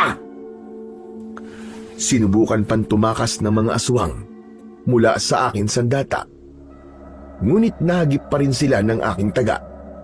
Lahat sila ay nagkikikisay at bumubula ang bibig hanggang sa tuluyang maabo ang kanilang katawan. Babalik ako! At pagbabayaran mo ito! Tandaan mo yan! Lumaban ka! Huwag kang duwag! Hindi ko na siya naabutan nang kumaripa siya ng takbo at nawala sa madilim na bahagi ng kakawyan. Biglang tumahimik ang paligid. Malungkot kong binalikan ang katawan ni Rodel at ng mga kaibigan niya. Nakadilat pa ang kanilang mga mata habang putol ang kanilang kamay. Patawarin niyo ako. Hindi ko kayo nailigtas. Bibigyan ko kayo ng katarungan. Isinusumpa ko na wala ng buhay ang mawawala sa baryong to. Mabilis akong umalis sa lugar na yon at umuwi sa bahay ni Lolo Osme. Nadatnan ko siyang pabalik-balik sa paglalakad at bakas sa kanyang muka ang labis na pag-aalala. Lolo Osme, nabigo po ako. Hindi ko po alam na nandun po si Rodel at ang mga kasama niya. Patay na po sila, Lolo Osme. Pinatay sila ng aswang na mananabas. Ano ka ba? Apay, Diyos ko po! Ano nangyari? Paano silang namatay? Inatake po sila ng aswang habang binubugbog po nila ako. Matagal na po nilang binubuli ang mga tauhan niyo at iniiwan po sa kakawyan. Para bang pinapain? Ang aswang lang po ang nagtutuloy ng masamang gawain ni Rodel at ng mga kaibigan niya. Sinasabi ko na nga ba? At aswang ang totoong pumapatay. Anong itsura nila, Pablo? Para po silang bangkay dahil sa kapayatan. Kita po yung ribs. Mahaba po ang kanilang leeg. Nakakatakot po ang kanilang itsura, Lolo. Kakaiba po ang anyo nila. Kung ganon, tama ang hinala ko. Naswang na anduduno ang pumatay sa mga tauhan ko. Sila ang mga nilalang na umiinom ng dugo. Kalahi sila ng sinaunang aswang. Nagiganti po sila sa mga tao. At hindi lamang po kayo ang puntirya nila, kundi pati na rin ang mga tao rito. Pablo, tulungan mo ko. Nakikiusap ako sa iyo. Nakahanda po akong tumulong sa inyo, Lolo Osme. Kaya huwag po kayong mag-alala. Nanghihina na napaupo si Lolo Osme sa bangko na gawa sa kawayan. Maya-maya pa ay biglang dumating si Ador. Hoy, Lolo Osme! Nasaan ang pera mo, ha? Ibigay mo sa akin! Wala akong pera, Ador, at wala akong maitutulong sa iyo. Umuwi ka na sa inyo at huwag ka nang pupunta rito kahit kailan. Ipinagtatabuyan mo na naman ba ako, ha, tanda? Kagaya ng ginawa niyo kay Coco. Doon sa kaibigan ng lalaking to, ha? Hindi namin pinagtabuyan si Coco. Husa siyang umalis dahil nag-aalala siya sa pananatili niya rito. Kung hindi niyo siya pinagtabo yan, bakit nakita ko siya mag-isa na nakaupo lamang sa bahay ni Gary? Nagkatinginan kami ni Lolo Osme dahil sa pagtataka. Imposible ang sinasabi mo na yan, Ador. Kami pa nagatid kay Coco sa sakayan ng tricycle. Baka nagkakamali ka lang sa nakita mo. Gumagawa ka lang ng dahilan para may pag-usapan. Kung sa bagay, wala naman akong pakialam kung nandito man si Coco o wala eh. Ang mahalaga para sa akin ay pera. Kaya't bilisan nyo na. Bigyan nyo na ako ng pera para makabawi pa ako sa sugal. Tumigil ka na, Ador. Wala kang makukuha sa akin ni Sikod Duling. Ganun ah. Agad na sinunggaban ni Ador ang bulsa ni Lolo Osme at pilit niyang dinudukot ang pera doon. Kaya naman, wala na akong nagawa kundi ang itulak siya. Sa lakas ng pagkakatulak ko sa kanya, bumalandra siya sa dingding ng bahay ng matanda. Anak ng pitong kamote oh. Ano sa tingin mo ang ginawa mo ha? Umuwi ka na, Ador. At huwag mo na akong guguluhin dito. Hindi ako uuwi hanggat hindi ko nalalaman kung bakit biglang naging malakas si Pablo at hindi mo ako binibigyan ng pera. Tsaka teka, bakit meron kang sugat sa dibdib ba? Kalmot ba yan? Saka ko lang naalala ang mga kalmot ng aswang sa dibdib ko. Kaya agad akong umiwas sa kamay ni Ador. Humarang si Lolo Osme para pigilan ito. Huwag mo lalapitan si Pablo. Sige na. Makakaalis ka na. Halata sa inyo na meron kayong tinatago sa akin eh. Hindi magtatagal. Malalaman at malalaman ko rin kung ano ang dahilan kung bakit may kalmot sa dibdib si Pablo. Bigla kong kinabahan dahil sa uri ng tingin ni Ador bago ito lumabas ng bahay ni Lolo Osme. Hindi maganda kutob ko. Baka mapagbintangan ka sa pagkamatay ni Rodel at ng mga kaibigan niya. Kailangan nating umisip ng paraan kung paano natin mapapaniwala ang mga tao na wala kang kasalanan. Kabisado ko na at tumatakbo sa isip ng Ador na yon. Kung ganun po, maaaring masira po ang plano natin. Huwag ka magalala. Ako bahala doon. Teka, sandali lang. Kailangan muna natin magamot ang mga sugat mo at baka ma-impeksyon yan. Agad na ginamot ni Lolo Osme ang mga sugat ko sa dibdib. Pagkatapos ay nagpahinga kami sa aming silid. Kinabukasan ay nagising kami sa malakas na sigawan ng mga tao mula sa labas ng bahay ni Lolo Osme. Kaya naman, napabalikwas ako ng bangon at bumungad sa pintuan ang matanda. Sinasabi ko na nga ba't hindi gagawa ng maganda si Ador? Ikaw ang pinagbibintangan nila na pumatay kina Rodel at sa mga kasama niya. Dala nila ang katawan ng mga biktima. Ano pong gagawin ko, Lolo Osme? Wala po akong kasalanan, alam niyo yan. Alam ko. Ngunit paano natin ipapaliwanag sa mga tao na wala kang kasalanan? Wala nang ibang paraan. Kailangan ko po silang harapin. Panahon na para malaman nila ang tungkol sa mga aswang na anduduno. Sasamahan kita. Ipapaalam natin sa kanila kung ano ang totoo. Magkasama kami ni Lolo Osme nang lumabas ng bahay. Tumambad sa aming paningin ang 5 bangkay, kasama ang mga tao na umiiyak. Sumisigaw sila ng katarungan sa pangunguna ni Ador. Mga kasama, nakita ko siyang sugatan kagabi.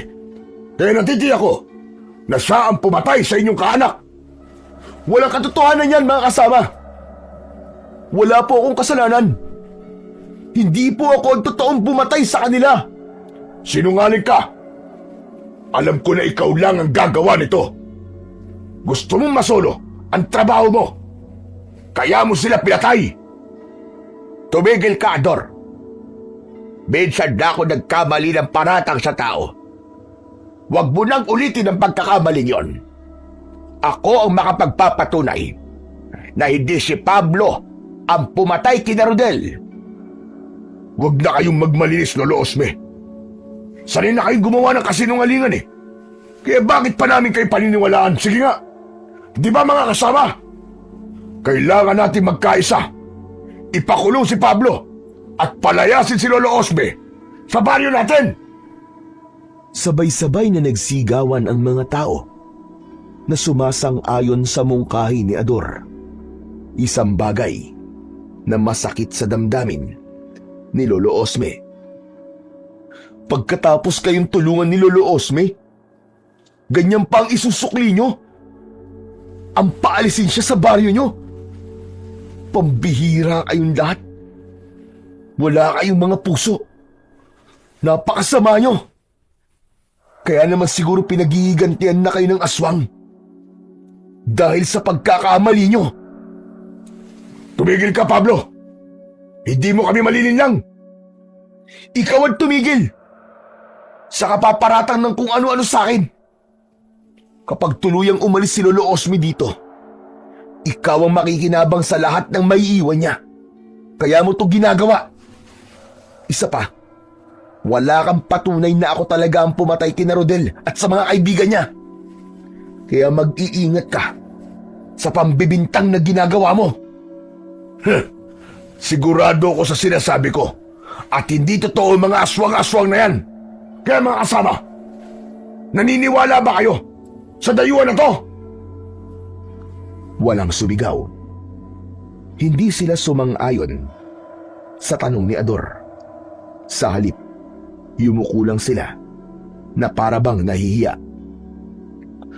Aswang ang totoong pumatay sa kanila at sa lahat ng mga taong namatay dito. Ako mismo nakakita sa mga aswang na anduduno. Kung nakikita niyo sugat ko sa dibdib, kalmot to ng mga aswang. At hindi ito kagagawa ng tao. Nagiganti siya sa inyo. Dahil sa ginawa niyo sa pamilya niya noon. Ang pamilya na sinunog ninyo dahil sa maling paratang. Pumagitna ang katahimikan sa kanilang lahat. Bumakas ang takot at pag-aalala sa kanilang muka. Aminado sila sa kanilang naging kasalanan. Maya-maya pa, si Lolo Osme naman ang nagsalita. Mga kasama, kailangan natin magiganda sa pagsalakay ng mga aswang sa baryo natin. Kalokohan! Hindi ako naniniwala sa mga sinasabi ninyo. Kung ang mga tao ay nabilog niyong ulo, pues hindi ako. Ibahin niyo ako. Patutunayan ko na si Pablo talaga ang pumatay kay Rodel. May patayan na nagaganap sa lugar na ito. Kahit nung wala pa si Pablo. Kaya huwag kang hangal, Ador. Wala ka na nga silbi. Nagdudulot ka pa ng kaguluhan. Baka isang araw, ikaw naman ang matsyempuan ng mga aswang na anduduno. Hindi nakasagot si Ador sa sinabing yun ni Lolo Osme. Tahimik siyang umalis at iniwan ang mga tao. Humingi sila sa akin ng pasensya at dinala nila ang katawan ng mga nasawi sa barangay hall. Salamat sa Diyos. At napaniwala natin sila, Pablo. Dahil wala naman po talaga akong kasalanan, Lolo Osme. Natigilan ako sa pagsasalita nang mapansin ko si Coco. Nakatayo siya sa labas ng bakuran habang malungkot na nakatingin sa amin. Teka, si Coco yun ah. Anong ginagawa niya rito? Bakit siya nandito? Lapitan mo, kaibigan mo. Totoo pala sinabi sa atin ni Ador. Hindi siya natuloy umuwi sa inyo. Pero bakit kaya? Nilapitan ko ang aking kaibigan na si Coco. Bakas sa kanyang muka ang pag-aalala. Coco, bakit nandito ka? Akala ko ba'y umuwi ka na? Tol, hindi ko kayang iwan ka eh. Hindi kaya ng konsensya ko eh. Tapos ito pa ang madadatnan ko. Pinagbibintangan ka nila na pumatay kay Rodel. Ano ba kasing nangyari, Tol? Pumasok muna tayo sa loob ng bahay. Doon tayo mag-usap, dali. Agad kaming pumasok sa bahay ni Lolo Osme. Pagkalapag niya ng gamit, ay agad siyang nagtanong sa akin. Tol, ano nangyari kay Rodel? Totoo ba narinig kong aswang na anduduno ang pumatay sa kanila? Oo, Koko. Ako mismo nakakita sa mga aswang. Kung ganun muntik ka nang mapahamak. Pasensya na kayo. Kasalanan ko. Dapat hindi ko na kayo idinamay sa problema ko. Dapat pinauwi ko na kayong dalawa. Lolo Osme, wala po kayong kasalanan. Kaya huwag niyong sasabihin yan. Teka, sandali lang, Koko. Saan ka ba natulog kagabi? Natulog ako sa lumang bahay ni Tio Gary. Di na ako nakabalik dito dahil gabi na Natakot ako na baka matsyempuan ako ng mananabas Isa pa. Ano ba plano mo ngayon, Tol? Hindi pa ba tayo uuwi? May kailangan pa akong tapusin dito, Tol. Kailangan ko pang tulungan si Lolo Osme. Ang ibig mo sabihin haharapin mo mga aswang? Lalabanan mo sila? Talaga bang nagpapakamatay ka na? Kaya ko naman labanan ng mga aswang Ang inaalala ko lang ay ang kaligtasan mo. Ano na lang ang sasabihin sa akin ni Mang Gary kung mapapahama ka rito, di ba? Alam mo naman na siya na lamang ang natitira mong pamilya. Magmula nang mamatay ang mga magulang mo. Kaya nga nag-aalala ko na baka mapahamak tayo rito, Tol. Pero kung buo na ang desisyon mo na manatili mo na rito, sasama ako. Lalabanan ko rin ang mga aswang na yon. Kung ganon, maraming salamat sa inyong magkaibigan. Kailangan lang nating umisip ng paraan kung paano natin malalabanan ang mga aswang na yon. Maghihintay ulit ako sa kanya sa kakauyan. Malakas ang kutob kong babalik sila roon para mambiktima. Teka, nasa na nga palang itak mo, Koko? Bakit hindi mo dala? Naku, naloko na. Hindi ko na namalayan kung saan ko nahulog ang itak ko. Anak ng, paano yan? Kailangan mo ng sandata na magagamit laban sa aswang. Teka, ako na lang ang gagawa ng paraan. Manghihiram muna ako ng itak kay Ador. Kailangan ko munang umalis. Babalik din kagad ako. Sige po, Lolo Osme. Mag-iingat po kayo. Agad na lumabas ng bahay si Lolo Osme, papunta sa bahay ni Ador. Ngunit pagsapit ng gabi, ay wala pa rin ang matanda. Bumundol ang kaba sa aking dibdib dahil sa labis na pag-aalala. Bakit kaya hanggang ngayon wala pa rin si Lolo Osme? Saan kaya siya nagpunta? Ano kaya ang nangyari sa kanya? Baka naman nag-away na naman sila ni Ador. Alam mo naman yun Hindi. Kakaiba talaga ang kabang nararamdaman ko ngayon. Para bang merong nangyaring masama kay Lolo Osme? Ano ka ba naman, Tol? Walang mangyayaring masama sa kanya. Ang mabuti pa kaya magpahinga na muna tayo. Bigla akong naramdaman ng antok Wala kasi akong maayos sa tulog kagabi. Sige, Tol, mauna ka na. Hihintayin ko pa si Lolo Osme. Tumayo si Koko mula sa upuan nito, saka pumasok sa kanyang silid. Ako naman ay lumabas ng bahay at naghintay sa balkonahe. Pagkalipas ng ilang minuto, hindi pa rin dumarating si Lolo Osme. Kaya naman, naisipan ko na sunduin na ang matanda. Teka, yung itak ko, nasa loob pala. Pagpasok ko ng bahay, ay nagulat ako nang makita ko si Koko na hawak ang aking itak. Koko? Anong ginagawa mo, Tol? Ngumisi si Koko na para bang biglang nagbago ang kilos nito. Malayo sa kaibigan na nakilala ko. Koko, akin ang itak ko. Baka mamaya masugatan ka niyan. Parang ito ang gusto kong gamitin, tol, ah. Sa'yo na lang ang itak na hiniram ni Lolo Osme kay Ador. Coco, alam mong hindi ko yung pinapagamit sa iba. Kaya akin na yan. Ibigay mo sa akin ang itak ko. Hindi ko akalain na ganito nang pala kadaling makuha ang itak na to. Matagal ko nang inaasam na mahawakan to eh. Ano bang ibig mo sabihin, Coco? Huwag kang magsalita ng ganyan. Para kang baliw eh. Pinatay ni Lolo Gastor ang lolo at lola ko, habang ang bahay namin ay ipinasunog ni Lolo Osme at namatay naman ang mga magulang ko. Sinadya kong pagsamahin kayo sa baryong to para iisa lang ang gagawin kong pag-atake. Ang galing ng plano ko, di ba? Nadala ko kayo sa lugar na to at sabay-sabay ko kayong papaslangin. Teka. Ano ba sinasabi mo, Coco? Hindi kita naiintindihan eh. Bihag ko si Mandoming. Binabantayan siya ni Tio Gary sa bahay niya. Ito na ang araw ng paniningil ko. Ang balikan ng lahat ng taong may atraso sa akin.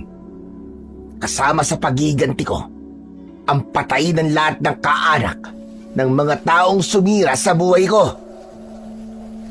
Tuluyan na akong kinabahan nang maintindihan ko kung sino si Coco. Maya-maya pa ay narinig ko ang malakas na sigaw ni Lolo Osme mula sa labas ng bahay.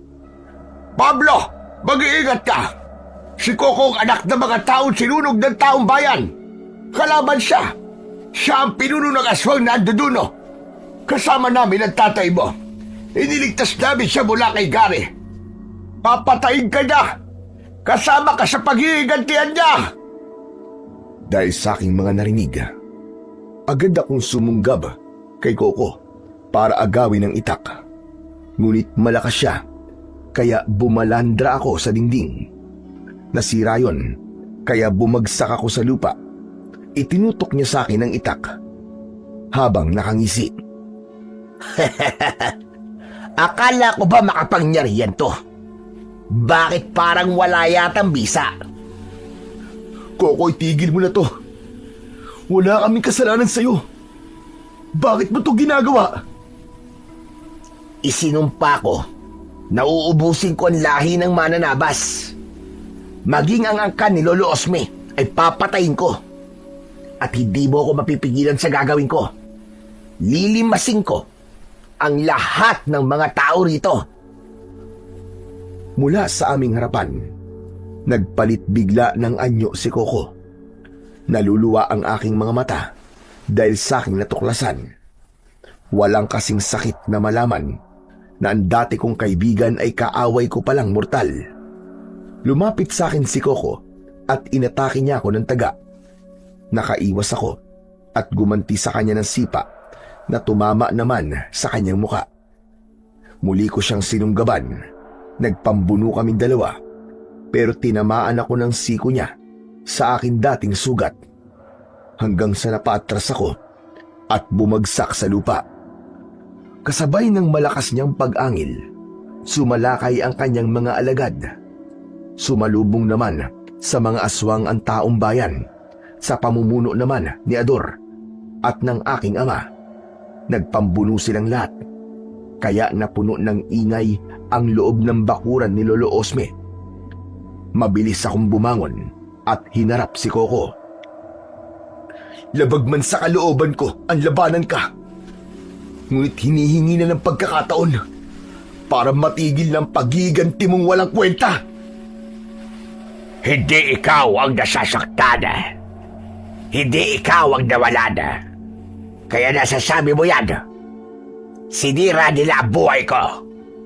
Magpasalamat ka na lang sa nangyari kagabi.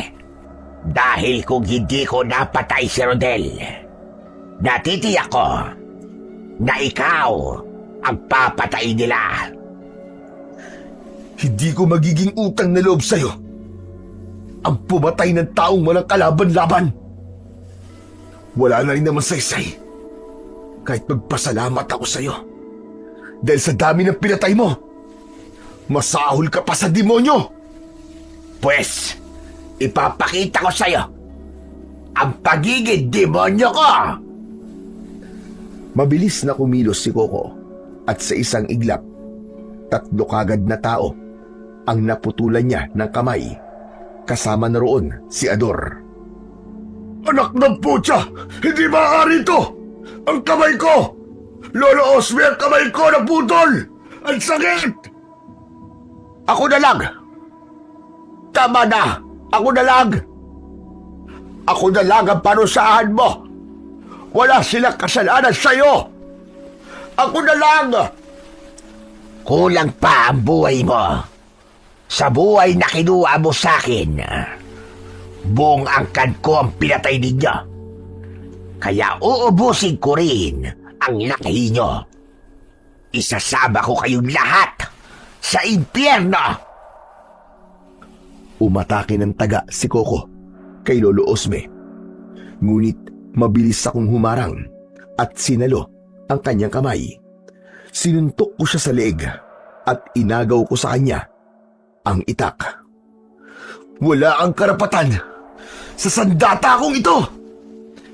Biglang nagliwanag ang aking kamay nang mahawakan ko ang aking itak. Tinaga ko sa balikat si Coco, ngunit agad siyang nakaiwas. Pero hindi siya nakaligtas sa aking sipa na tumama sa kanyang dibdib. Pasadsad siyang bumagsak sa lupa, pero agad siyang tinulungan ng kanyang mga alagad para itayo. Hindi na ako nag-aksaya ng oras. Agad akong umatake sa kanilang lahat. Tig-iisang bigwas ng taga ang ginawa ko at agad ko silang napugutan ng ulo. Pablo! Sa likod mo! Ngunit huli na para umiwas ako sa pag-atake ng aswang na si Gary. Ngunit maagap na naiharang ni Ador ang kanyang itak. Kahit putol na ang isang kamay nito, ay nagawa pa rin itong makipagsabayan sa aswang. Pinugutan nito ng ulo ang tiyo ni Coco hanggang sa bumagsak ito sa lupa. Maraming salamat sa pagkakaligtas mo sa akin, Ador. Walang anuman yun. Hindi maaari. Pinatay niyo ang tiyuhin ko. Magbabayad kayong lahat. Lalong-lalo ka na, Lolo Osme. Patawarin mo na ako, Coco. Hindi ko sinasadya nangyari sa pamilya mo. Pinagsisisihan ko na ang lahat. Hindi sinasadya. Kung sabihin ko rin kaya sa'yo na hindi ko sinasadya ang ginawa kong pagpatay sa mga tauhan mo, matutuwa ka ba? Walang kapatawaran ang ginawa mo sa pamilya ko. At buhay mo rin ang magiging kabayaran. Sige na, handa na ako. Patayin mo ko kung yun ang makapagpapatahimik sa'yo. Patayin mo na ako! Hindi yun ganun kadali, tanda. Lahat kayo ay nagkamali sa akin. Pati na ang mga taong ito na ngayon ay katulong nyo sa pagbuksa sa mga alagad ko. Kamatayan lang ang nararapat sa inyong lahat. Paano naman kami na walang kasalanan sa'yo? Paano kami mga nadamay lang? May kasalanan man o wala, papatayin ko. Dahil pare-pareho lamang kayong tao. Pare-pareho kayong masasama. Tikman nyo ang pait ng paghiganti ko! Mabilis at parang kidlat na kumilos si Coco. Naagaw niya ang hawak na itak ni Ador at sa isang iglap, naputulan niya ito ng isa pang kamay. Ganon din ang ginawa niya sa ibang mga lalaking tumulong sa amin. Hindi rin nakaligtas pati ang aking ama na si Mandoming. Agad kong iniharang ang aking itak sa harapan ni Coco at isang malakas na pagtaga ang ginawa ko. Sakto sa kanyang leeg. Nilaslas ko yun, kagaya ng ginawa niya sa kanyang mga nagiging biktima. Napaluhod siya sa lupa, habang ako naman ay umiiyak na nakapikit. Ayokong makita ang kamatayan ng aking matalik na kaibigan. Patawarin mo ako, Coco. Kailangan kong gawin to para sa kaligtasan ng lahat. Mali ang paghihiganti. Masyado ka nagpadala sa galit at tukso ng kasamaan. Ngunit ganun pa man, lahat kami ay humihingi sa iyo ng kapatawaran. Patayin mo na ako, Pablo. Para hindi na ako makagawa pa ng kasamaan. Patawarin mo ako, kaibigan. Hanggang sa muli. Patawad! Patawad, tol! Isang malakas na pagtaga ang ginawa ko habang nakapikit at umaagos ang masaganang luha sa aking pisngi. Kahit hindi ko siya nakikita, alam ko na nasusunog ang kanyang katawan sa kuryenteng dumadaloy sa talim ng aking itak. Hanggang sa wala na akong narinig na paglagablab ng apoy mula sa nasusunog niyang katawan. Dahan-dahan akong nagmulat ng aking mga mata at tumambad sa aking paningin ang abong katawan ni Coco. Tuluyan na akong napahagulgol ng iyak. Kaya lumapit sa akin si Ador. Patawarin mo kami, Pablo. Kung nadamay ka pa sa paghihiganti ni Coco. Yan ang dahilan kung bakit hanggang ngayon ay hindi ko mapatawad si Lolo Osme at ang aking ama. Idinaan ko sa pagpapahirap sa kanya ang konsensyang sila ang pumatay sa pamilya ni Coco. Hindi namin siya kagad nakilala. Kung hindi pa kami pumasok sa loob ng bahay ni Gary, hindi pa namin malalaman na siya ang bunsong anak ng pamilyang sinunog ng taong bayan.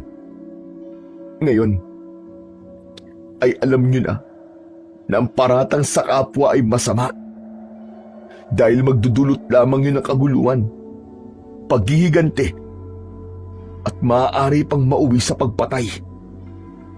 Sana matuto na kayo na ang pagbibintang ay walang maidudulot na maganda sa buhay ng tao. Ako ang pinagmula ng gulo. Patawarin mo ako, Ador. Pati sa abo ni Coco. Pinagsisisihan ko na gawa kong kasalanan at patuloy na iihingi yun ng tawad sa Panginoong Diyos. Huli man, para sa paghingi ng tawad. Pero pwede naman nating itama ang ating kinabukasan sa paglapit natin sa ating Panginoong Diyos. Tumayo ako at iginala ko ang aking paningin sa paligid. Marami ang sugatan. Marami ang nagkalat na putol na kamay. Yun ang simbolo ng matinding galit ng aking kaibigan. Maya-maya pa ay dumating na ang mga pulis.